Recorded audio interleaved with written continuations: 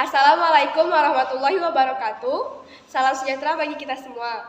Kami dari kelompok 2 di sini akan mempresentasikan mengenai hasil diskusi kelompok kami terhadap tugas sosiologi dengan judul Sikap Masyarakat Desa Sekitar Hutan terhadap perubahan dan alih guna kawasan hutan menjadi kawasan pertambangan batubara.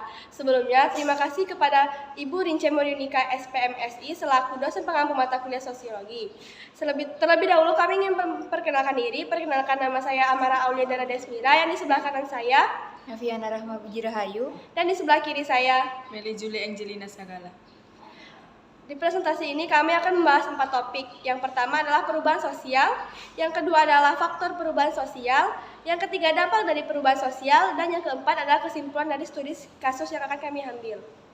Adapun desa yang menjadi latar belakang kasus kami adalah Desa Bukit Baru, Kecamatan Satuy, Desa Teluk Kapayang, Kecamatan Kusan Hulu, dan Desa Mantewa, Kecamatan Mantewa. Ketiga lokasi penelitian berada di Kabupaten Tanah Buku. Pilihan desa didasarkan pada luasan terbesar kawasan hutan yang mengalami perubahan dan alih guna menjadi kawasan pertambangan batubara, dan keberadaan desa yang benar-benar berada di dalam dan di sekitar kawasan hutan dan kawasan pertambangan batubara. Pilihan lokasi penelitian juga didasarkan pada banyaknya aktivitas pembangunan pertambangan batubara di sekitar desa tersebut.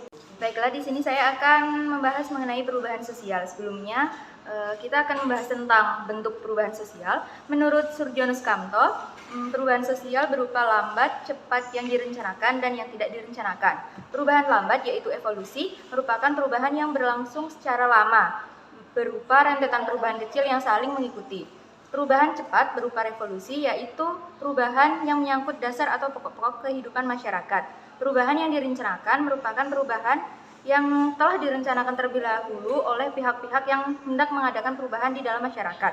Perubahan yang tidak direncanakan berupa perubahan yang terjadi di luar jangkauan pengawasan masyarakat atau kemampuan manusia. Perubahan ini dapat menyebabkan timbulnya akibat-akibat sosial yang tidak diharapkan. Pada studi kasus kali ini, bentuk perubahannya berupa perubahan yang direncanakan.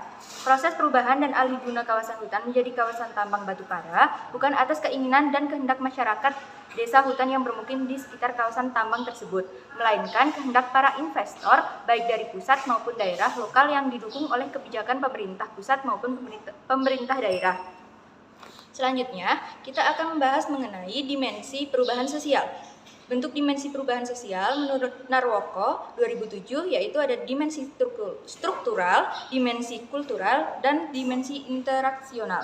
Dimensi struktural berupa didefinisikan sebagai dari ada tidaknya perubahan pada peran, kekuasaan, otoritas, fungsi, integrasi, hubungan antar status, arah komunikasi, dan seterusnya. Perubahan dimensi kultural diperhatikan ada atau tidak adanya perubahan pada budaya. Perubahan interaksional berupa konsekuensi logis dari adanya perubahan dari kedua dimensi lainnya, misalnya interaksi sosial sebagai konsekuensi dari perubahan dalam dimensi struktural. Dimensi pada studi kasus ini berupa perubahan struktural para investor, baik dari pusat maupun daerah lokal yang didukung oleh kebijakan pemerintah pusat maupun pemerintah daerah.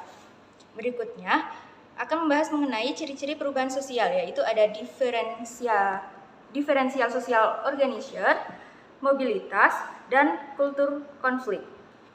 Diferensial organizer yaitu hubungan antara individu dan individu lainnya maupun individu dengan masyarakat.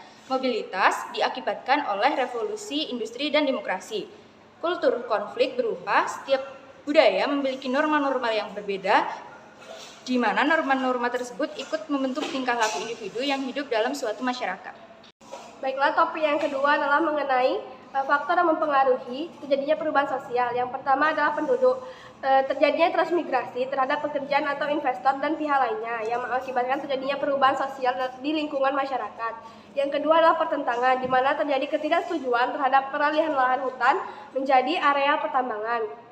Dan yang ketiga adalah penemuan baru, di mana banyaknya masuk hal-hal baru, mulai dari nilai-nilai dan norma budaya serta iptek. Adapun dampak positif dari contoh kasus yang telah kami ambil yaitu nilai dan norma, timbulnya nilai dan norma yang dianggap bertentangan, lingkungan, perbedaan sosial lingkungan.